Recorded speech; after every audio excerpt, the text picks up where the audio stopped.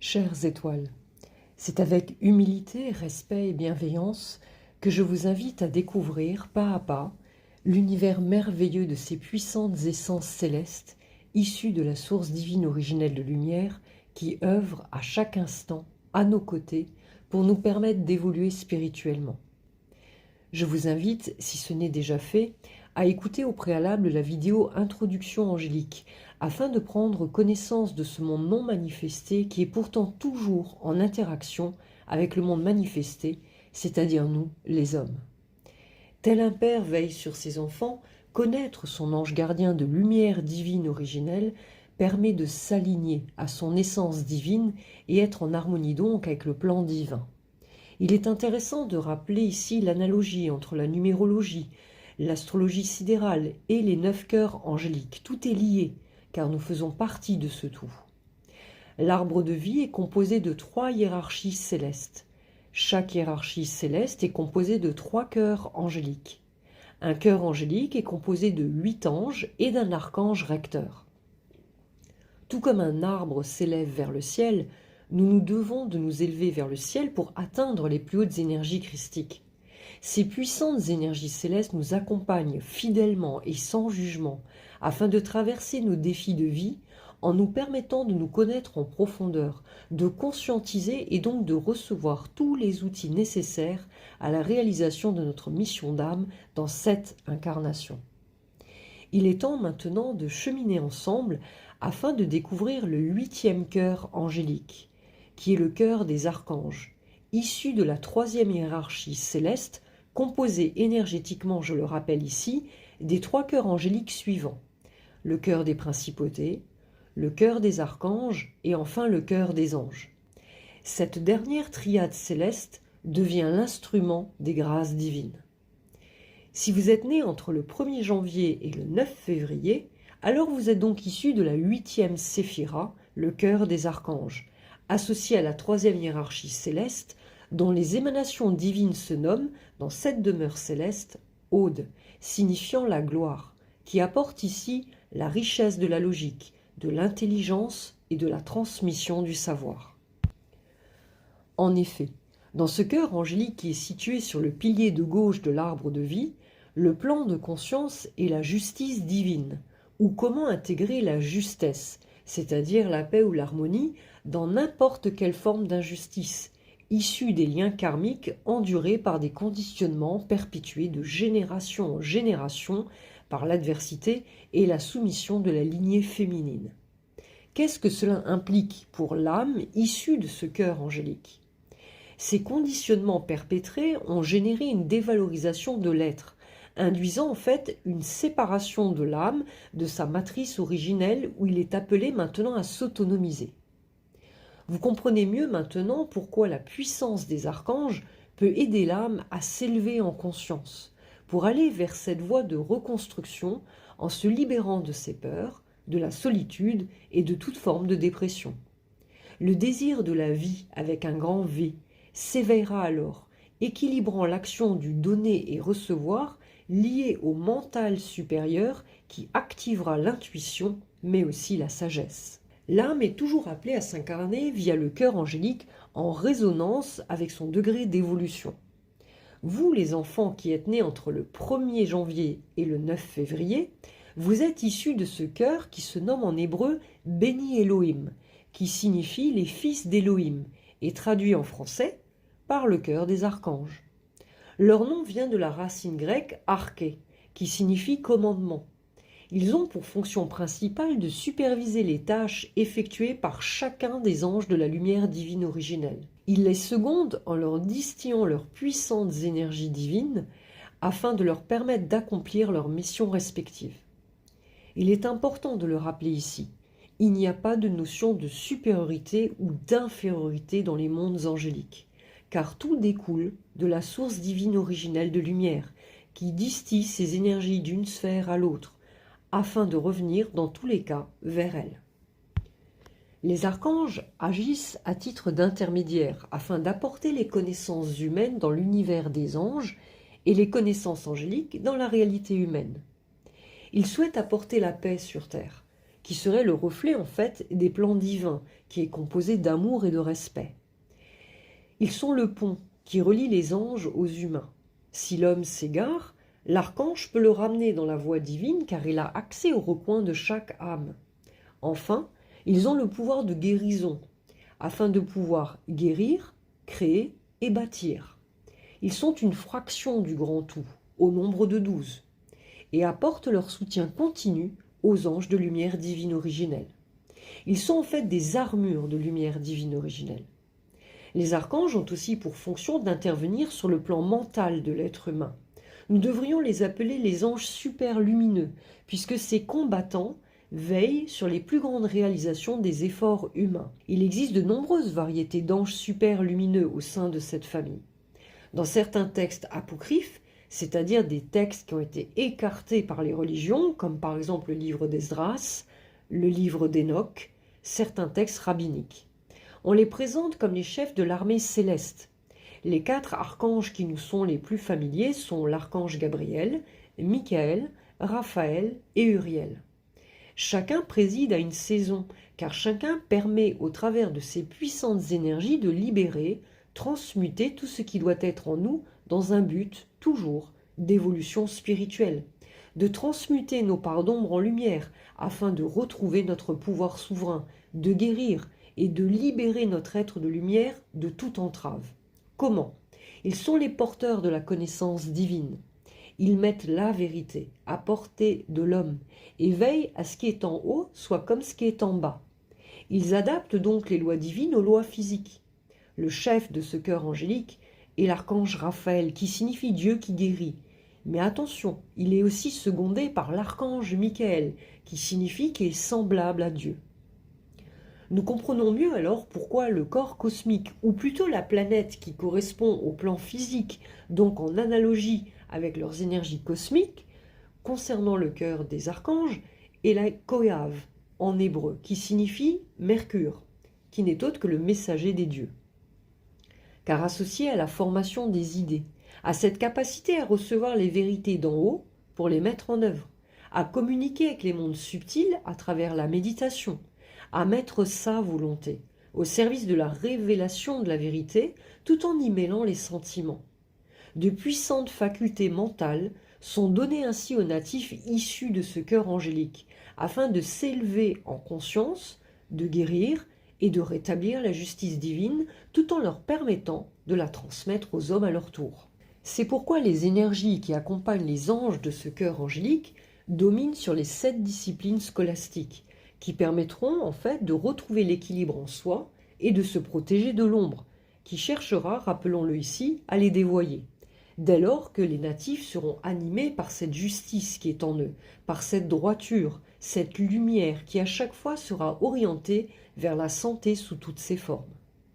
Pour information, chaque cœur angélique est composé de 8 anges et le premier ange du cœur angélique dispose de l'ensemble des attributs relatifs au cœur angélique, qui sont appelés également ici les combattants, dont voici justement les attributs célestes. Le discernement, qui permet de ne pas être dans l'illusion, de voir la part des choses avec justesse, équité, de ne pas être happé par de fausses croyances, mais de s'élever en conscience, et qui englobe aussi les principales disciplines évoquées ci-dessous: l'astronomie, l'arithmétique, la géométrie, la musique, la rhétorique, la logique, la grammaire. Tous les cœurs angéliques issus de la 3e hiérarchie céleste sont très éprouvants pour l'âme. Le cœur des archanges, et surtout les archanges eux-mêmes qui guident ces cœurs angéliques, sont très puissants pour veiller sur leurs enfants afin d'éloigner l'ombre qui cherchera à les envahir, et donc à les dévier de leur mission d'âme. Quel est justement le rôle des enfants issus de ce cœur angélique des archanges sur le plan terrestre? Tous les enfants issus de ce cœur angélique peuvent œuvrer pour la justice, en tant qu'avocats, criminologues, juges, bref, tout ce qui entrave la vérité et qui touche de près ou de loin la corruption. Certains auront à cœur de défendre la terre et le vivant, car ils auront un sens aigu de la moralité. Ils peuvent être missionnaires dans certains pays pour apporter l'espoir à ceux qui l'ont perdu. Tout au long de leur vie, Ils ressentiront le besoin viscéral de faire quelque chose pour aider l'humanité à évoluer, apporter le bien, ou encore enrayer le mal une fois pour toutes. Ceux qui sont guidés par la lumière verront leurs paroles entendues. Ils seront respectés de tous, seront aimés, voire même adulés. Dotés d'une vive intelligence, ils seront excellents dans la communication, afin de partager leurs idées dans un but toujours d'évolution. Ils sauront apporter des remèdes aux maux de l'humanité et souhaiteront plus que tout aider leurs prochains. Quelle est la faiblesse de l'enfant issu du cœur des archanges s'il n'est pas en harmonie avec son plan de vie? Ils seront imbibés par l'ombre et seront destructeurs, même avec eux-mêmes. Les dépressions à répétition seront des signaux d'alerte de leur âme, afin qu'ils puissent conscientiser qu'ils s'écartent de leur chemin de lumière divine originelle. Ils auront parfois de la difficulté à remonter la pente. Il est important pour eux de comprendre qu'ils ont plus que d'autres besoin de lumière pour vivre. Sinon, ils se renfermeront sur eux-mêmes, seront submergés par de nombreux problèmes psychologiques. Pour certains, ils pourront même être dépendants affectivement ou souffriront d'un manque de sécurité sur le plan émotionnel, ce qui les empêchera de s'épanouir dans toutes leurs relations. Ils connaîtront peut-être des séparations difficiles à surmonter. D'autres s'engageront dans des relations non compatibles avec leurs désirs, voire des relations toxiques par peur d'être seuls. Enfin, certains chercheront à contrôler leur entourage proche. Et si quelqu'un viendrait à les critiquer, l'ombre en eux fera ressurgir de puissantes colères. Nous leur conseillons vivement de prier l'archange Michael afin qu'il les aide à se libérer de cette ombre qui tente de les garder. Seule la lumière de Dieu en soi chasse l'ombre en soi. Comment aider les parents qui ont un enfant issu du cœur des archanges? Les jeunes enfants possèdent beaucoup de charme et ils sont très communicatifs à leur façon. Idéalement du moins, les parents devraient laisser ces enfants s'exprimer librement. Ils sont de grands rêveurs. Ils inventent des histoires afin d'embellir leur routine quotidienne. Ils s'approprient instinctivement le rôle des archanges, imaginant des scénarios où s'affrontent l'ombre et la lumière. Dès leur plus jeune âge, ils ont une aversion pour les disputes, les dictateurs en tout genre. Ils sont expressifs dans leurs paroles, mais aussi dans leurs gestes. Dans tous les cas, ils auront à cœur de protéger la nature ou le vivant. Des carrières en tant que chercheurs, pompiers, médecins, psychologues, enseignants, explorateurs, tout ce qui permet de guérir l'autre ou qui aide la terre. Le plus important, c'est qu'ils peuvent se connecter au monde angélique dès qu'ils chercheront ardemment à entrer en contact avec eux. Qui peut faire appel au cœur des archanges? Tous ceux qui souhaitent être protégés de l'ombre. Tous les enfants issus de ce cœur angélique sont puissants, et encore plus s'ils allient avec ferveur et bienveillance avec leur ange, archange, et donc même à la source divine originelle de lumière. Chaque natif issu de ce cœur peut protéger et venir en aide à quelqu'un. On le rappelle, l'enfant de la lumière protège, l'enfant de la fausse lumière détruit. Comment aider un adulte issu du cœur des archanges? Les femmes sont presque des anges, un peu de taquinerie car elles ont en fait la parole facile et aiment venir en aide aux autres. Qu'importe leur taille, elles ne passeront jamais inaperçues. Leur force provient des mots qu'elles prononcent. Elles aimeront la vie et sauveront même la vie de plusieurs personnes dans cette incarnation. Elles se vouent corps et âme à leur famille. Celle-ci est leur équipe, leur armée. Elles défendent cette famille si chère à leurs yeux et la protègent contre tout danger. Attention, demandez-leur l'autorisation avant de pouvoir entrer dans leur famille. Leur charme, leur sourire. Elles choisiront souvent un métier altruiste, domaine paramédical, légal ou même social. Elles prennent soin de leur corps généralement et sont un peu orgueilleuses en ce qui concerne leur apparence. Leur chevelure se doit d'être impeccable.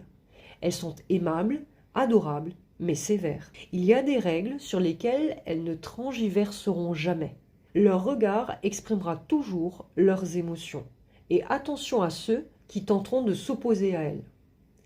Les femmes qui seront du côté de l'ombre auront des propos acerbes, dépressives le plus souvent. Elles blâmeront parfois les autres ou les jugeront. Au lieu de les aider, elles les blesseront. Elles auront la fâcheuse habitude de montrer qu'elles sont meilleures que les autres. L'harmonie sera absente dans leur vie. Les gens, par conséquent, ne chercheront pas à les fréquenter, ressentant leurs énergies malveillantes ou sombres. Les hommes, quant à eux, auront un charme particulier auquel il sera difficile de résister. En leur présence, les gens se sentiront en sécurité. Ils travailleront dans le but de sauver l'humanité. Policiers, pompiers, médecins, tout ce qui vient en aide aux autres. Mais attention, ils devront prendre soin de leur famille et ne pas les oublier. En fait, ils pensent à l'humanité, mais peuvent en même temps s'éloigner des êtres chers. À eux de trouver cet équilibre entre leurs motivations personnelles et leurs exigences familiales. Les hommes qui seront du côté de l'ombre peuvent être voleurs, menteurs, joueurs compulsifs, alcooliques, drogués, bagarreurs, bref, tout ce qui en fait entrave leur propre lumière divine originelle. Activistes, ils pourraient être réformateurs, mais en usant cette fois-ci de violence. Ils ont un désir machiavélique de vengeance ou de destruction. Ils sont généralement malheureux et rendent aussi leur famille malheureuse. Ce sera difficile pour leurs proches de voir leur isolement parfois, car ils refuseront l'aide extérieure. Priez l'archange Michael pour les ramener vers la lumière divine originelle. Certains auront des ennuis financiers ou auront peu confiance en eux. Même leur vie amoureuse leur causera beaucoup de soucis. En fait, ils cherchent la perle rare et passeront de l'une à l'autre jusqu'à espérer trouver celle qui saura les satisfaire. Enfin, leurs paroles pourraient être vides de sens et promptes au mensonge. Archange Raphaël est le premier recteur de ce corps angélique des archanges, secondé par l'archange Michael. Comme pour le cœur des vertus, ces deux puissants archanges travaillent conjointement et dirigent ce cœur angélique puissant qui se battent pour l'amour et pour aider à la guérison de chaque âme. L'archange Raphaël, associé à la couleur verte, donc la clé ultime de guérison qui est le cœur sacré et divin en soi, accompagne tous ceux qui souhaitent guérir ou venir en aide aux autres. Il est celui qui guérit tous les maux et il s'associe à l'archange Michael qui est le gardien de l'armée céleste. Celui-ci commande l'armée céleste car il est semblable à Dieu, c'est-à-dire qu'il dispose des attributs de Dieu, cette source divine originelle de lumière, afin de rétablir la vérité et donc la justice divine.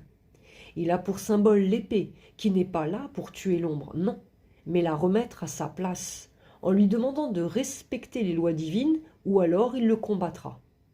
Seule la lumière peut évincer l'ombre.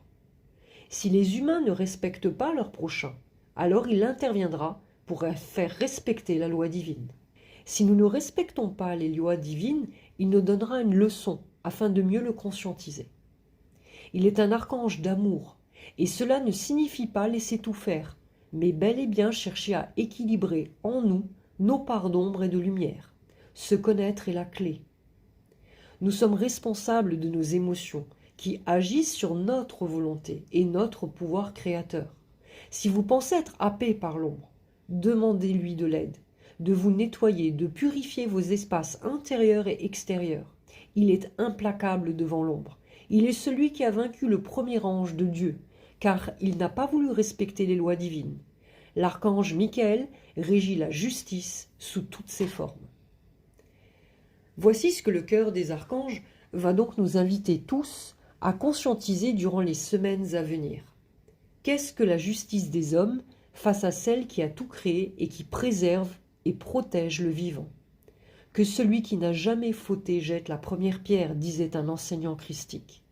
La violence nourrit la violence. Seul l'amour inconditionnel, cet amour qui ne juge pas son prochain, peut avoir pour issue la paix. Ce que nous voyons à l'extérieur n'est que le reflet de notre propre intérieur. N'oublions pas que le diable se cache dans les détails, mais qu'il ne peut pas cacher la vérité. Comment faire alors? Usez de votre discernement. Ne prenez pas pour acquis ce que l'on vous présente, cherchez et vous trouverez. Élevons notre cœur à l'unisson afin d'apporter notre soutien à ceux qui ne peuvent se défendre, à ceux qui ne peuvent se relever tant la charge est disproportionnée par rapport à ce qu'ils peuvent supporter.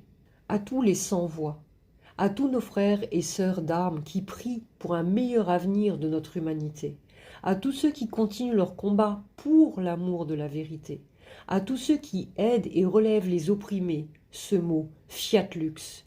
Oui, la lumière vaincra toujours, et cela, ils le savent. Ne soyez pas trompés par leurs belles paroles vides de sens et leurs actes qui ne sont pas en adéquation avec leur volonté de vivre en paix, de celui d'aimer son prochain comme soi-même. Que cette nouvelle année vous aide à discerner ce qui est bon et juste pour vous, afin d'être en harmonie et en joie tous les jours de votre vie. Je vous remercie, d'ores et déjà, chères étoiles, d'avoir pris le temps d'écouter cet enseignement angélique qui, je l'espère, vous permettra de réveiller et révéler enfin votre essence divine, tout en vous libérant des souffrances émotionnelles insufflées par le transgénérationnel et vos expériences de vie. À tous ceux qui m'écoutent, je me tiens bien entendu à votre disposition si vous souhaitez recevoir les conseils et messages propres à votre chemin d'incarnation, grâce à l'étude de votre signature énergétique, en vous révélant par exemple vos anges tutélaires et leurs énergies qu'ils vous accordent dans cette incarnation.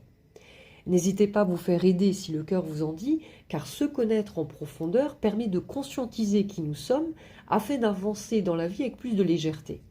Je vous invite à prendre contact avec moi par email si le cœur vous en dit. Je vous invite d'ores et déjà à prendre connaissance de votre ange gardien physique de lumière divine originelle qui pourra vous aider à conscientiser toutes ces essences divines qui sont en vous, qui n'attendent qu'à être révélées et qui vous permettra de recevoir tous les outils nécessaires pour traverser les différents défis de vie et vous permettre de connaître tous les potentiels que vous pouvez manifester dans cette incarnation. Je prends soin également de ne pas nommer les anges de lumière divine originelle par les noms hébraïques, que certains se plaisent à détourner pour nous emmener dans une voie contraire par manque de connaissances linguistiques, et je vous invite à en faire de même. Merci de prendre en compte ce précieux conseil angélique, chères étoiles.